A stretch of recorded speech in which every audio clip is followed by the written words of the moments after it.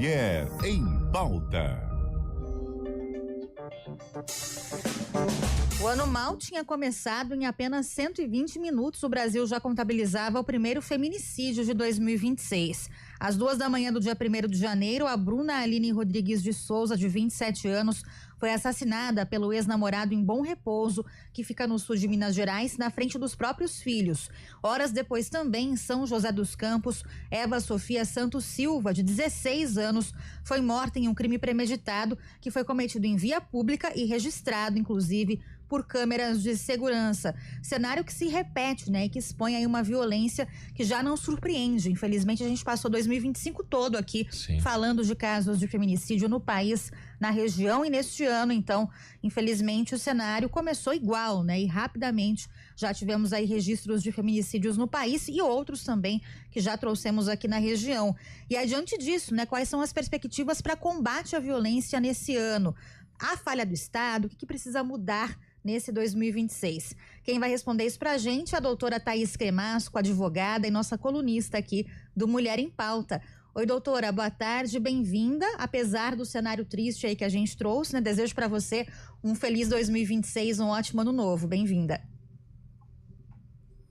Obrigada, Tayla. Bem-vindos, né, 2026. Prazer em revê-los, Marco também. E eu confesso para vocês que feliz ano novo. Eu estava contando os minutos para que acontecesse o primeiro feminicídio. A gente sabe que toda mudança de ano, né, Marco e Tayla, a gente tem aquela esperança, a gente pensa num mundo melhor, mas a gente sabe que a realidade não mudaria porque estaríamos em 2026.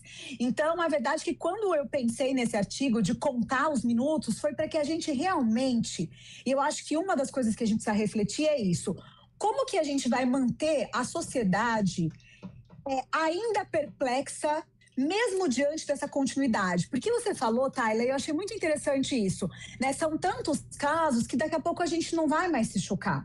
E nós não podemos nos acostumar com esse cenário de guerra, de que as mulheres continuem sendo mortas pelas mãos dos seus próprios companheiros e ex-companheiros.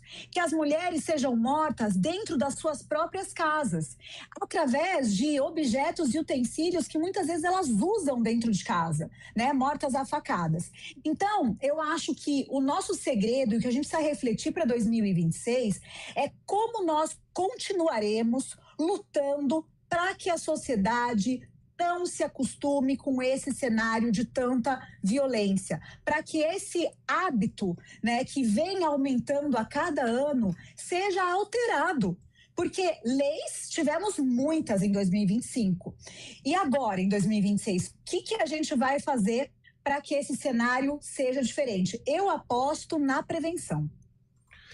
Bom, e é difícil isso acontecer porque, infelizmente, né, eu sempre falo isso aqui, doutora Thaís, a gente é obrigado a dar essa notícia exatamente para não se tornar comum, como você mesma acabou de dizer, né? Então a prevenção, infelizmente, ela não está funcionando, né? Parece que o homem está, entre aspas, muito entre aspas, né? Com mais coragem, porque na verdade é ato de covardia para fazer esse tipo de coisa. Marco, tem uma pesquisa nova e eu confesso que várias vezes que a gente conversou aqui no Mulher em Pauta sobre essa questão da motivação e como o homem vai se percebendo dentro dessa violência, eu falei, vou levar isso para conversar na CBN. Saiu uma pesquisa muito recente falando sobre homens que já foram condenados, já estão cumprindo pena em decorrência de alguma violência que cometeram. E em mais de 90% dos casos, esses homens não se percebem como agressores. Veja, ele cometeu uma violência contra a mulher, ele foi processado, ele foi punido, e o que esse homem diz na pesquisa foi: eu fui injustiçado, existiu uma perseguição, o poder judiciário errou, ela exagerou, não foi dessa forma. Então, eu acho que ainda existe, quando eu falo em prevenção, eu estou colocando dentro de um contexto de uma mudança cultural. E daí você vai me falar, Marco, você é um homem, você vai pensar, nossa, mas o homem não sabe que ele é agressor de uma mulher? Não, ele não sabe. A violência contra a mulher, ela tá tão introjetada na cultura da sociedade que muitas vezes o homem não percebe que ele está excedendo nos ciúmes, excedendo na palavra, excedendo, né, na forma que ele se comporta, e a mulher também enxerga aquilo como um ato de amor, um ato de cuidado, e acaba não denunciando. E isso vai escalando, e as festas de fim de ano foram, assim, uma exacerbação, uma demonstração muito clara de como essas violências ainda estão muito longe de acabar. Doutora, e infelizmente em muitos desses casos, né, que aconteceram inclusive nesse final de ano, os agressores têm as medidas protetivas já e mesmo assim os crimes acontecem. O que falta hoje para que essas medidas elas sejam efetivas na prática, né? E há uma falha do Estado em relação a isso, né? Porque quando há um histórico de violência, existe uma medida protetiva, esse homem mesmo assim vai lá e agride a mulher, mata a mulher e a proteção não chega a tempo, né? É uma questão para a gente pensar também nesse ano, né, doutora? Com certeza, Tayla. Eu sempre coloco num primeiro lugar o fato de que ainda as mulheres que morrem não denunciaram. Então, essa é uma realidade que eu acho que é a primeira coisa que a gente tem que falar. As mulheres não estão denunciando. Quando elas denunciam, existe, Tayla, é verdade, uma falha muito importante do Estado, e eu colocaria uma como principal, que é na situação de descumprimento de protetiva. Então, a mulher, ela foi lá na delegacia, fez o boletim de ocorrência, em menos de 24 horas ela recebeu a protetiva. Essa protetiva tem lá falando, se o homem descumprir, se ele te ligar, se ele for na sua casa, ligue para a polícia. Muitas desses descumprimentos, quando a gente informa ao Poder Judiciário, o juiz fala, mas ele mandou só um WhatsApp, não vou prender porque mandou um WhatsApp. E daí ele vai ficando mais encorajado em descumprir a protetiva. Mas esse é um cenário de exceção. Nós precisamos aqui ressaltar ao vivo na CBN hoje que as mulheres que morrem, a maioria delas jamais procurou o Estado, mas é óbvio que um Estado, uma polícia mais equipada, se esses homens tivessem uma tornozeleira eletrônica, um controle maior, claro que isso traria muito mais proteção para as mulheres. Então, há falhas estatais, a polícia poderia estar mais equipada, o Poder Judiciário poderia ter mais mão de obra para que os processos andassem mais rápido, mas ainda a subnotificação é o que mais nos mata.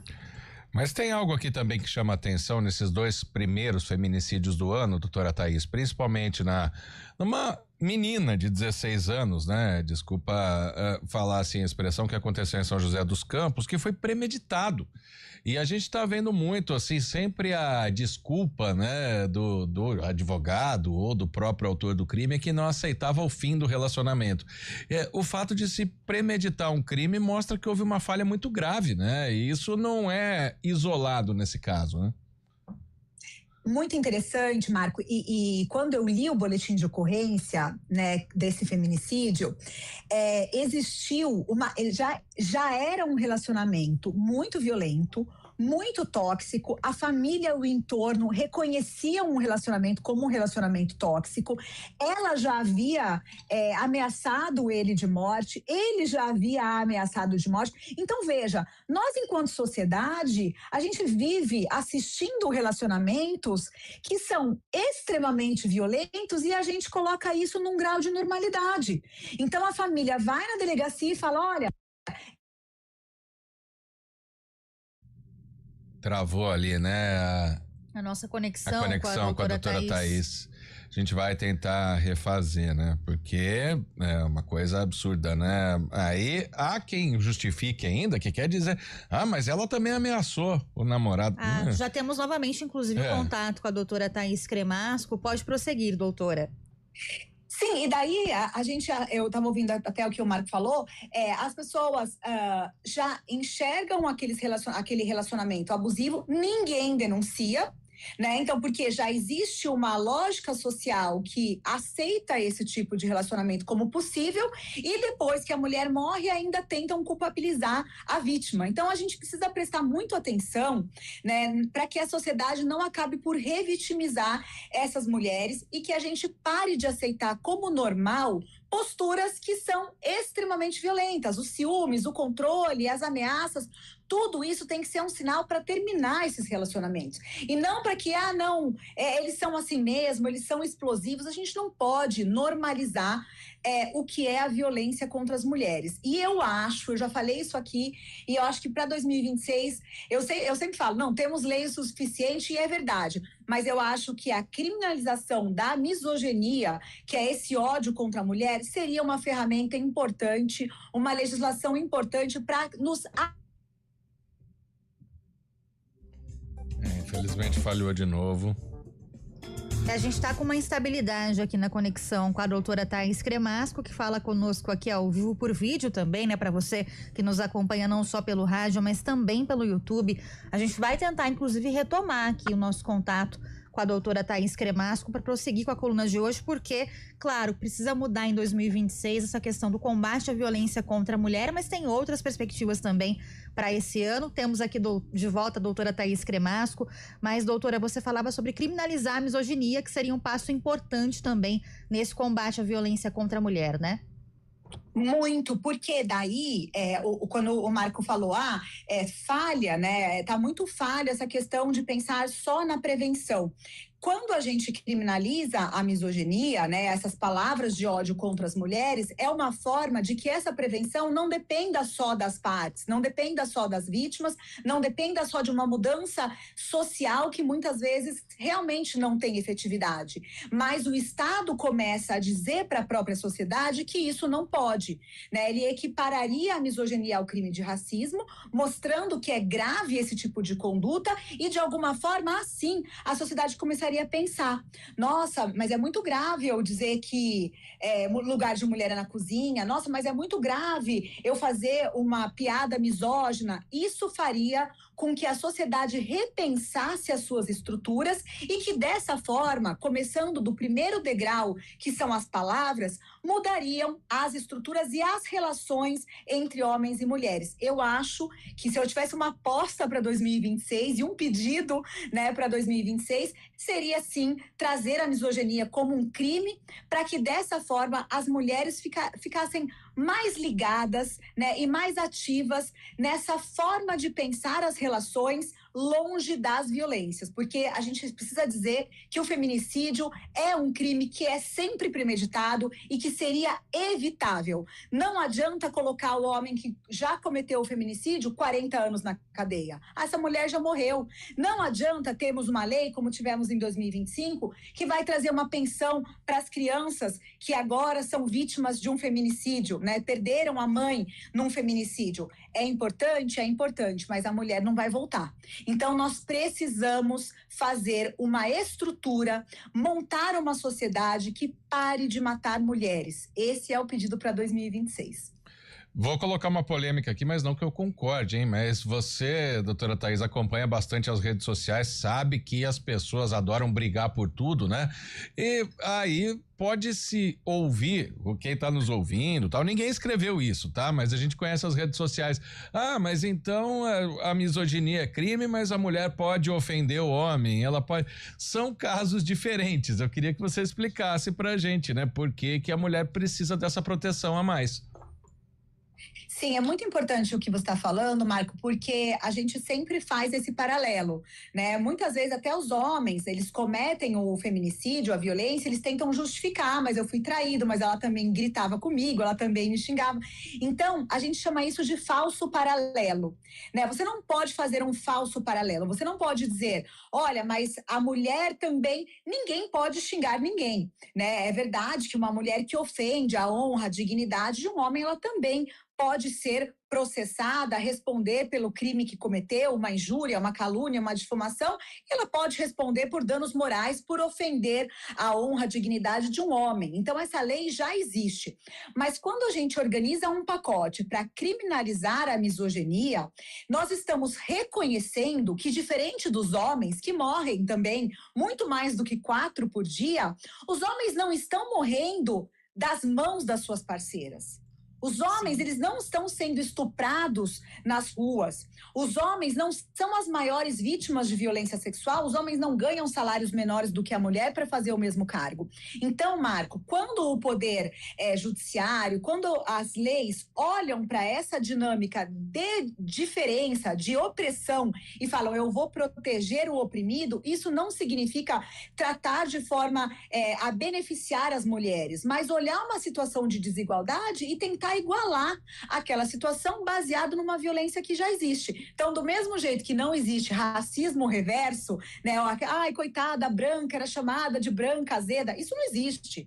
Não vai existir o feminismo reverso, né? As mulheres feministas que estão matando homens. A gente só quer direitos iguais, a gente só quer o direito de viver em liberdade e que a sociedade pare de nos matar.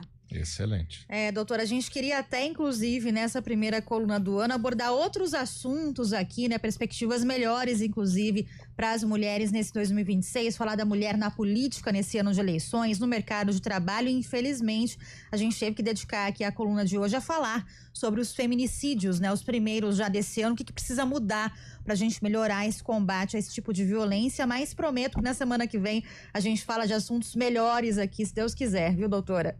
Ô, Tayla, e isso que você falou traz muito uma realidade que eu vou deixar para a gente refletir. O